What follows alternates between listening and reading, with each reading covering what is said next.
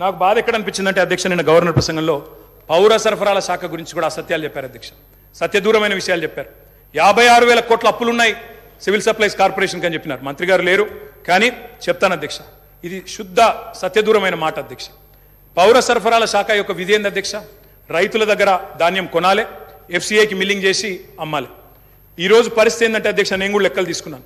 పౌర సరఫరాల శాఖ దగ్గర ప్రస్తుతం ఉన్న స్టాకుల విలువ దాదాపు 30,000 కోట్ల విలువ చేసే స్టాకులు ఇవాళ పౌర సరఫరాల శాఖ దగ్గర ఉన్నాయి. రిసీవబుల్స్ అంటే కేంద్రానికి మనం ఆల్రెడీ ఇచ్చిన ధాన్యానికి విరుద్ధంగా మనకు రావాల్సిన డబ్బులు అధ్యక్ష దాదాపు 17,000 కోట్లు ఉన్నాయి.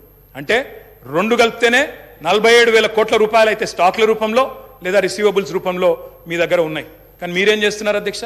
ఆ వీటిని చూపెట్టకుండా, రిసీవబుల్స్ చూపెట్టకుండా, స్టాక్ యొక్క మార్కెట్ వాల్యూ చెప్పకుండా 56,000 కోట్ల అప్పులు అని చెప్తా ఉన్నారు అధ్యక్ష. అప్పులు కూడా ఎక్కడ ఉంటాయి అధ్యక్ష? సివిల్ సప్లైస్ కార్పొరేషన్కి.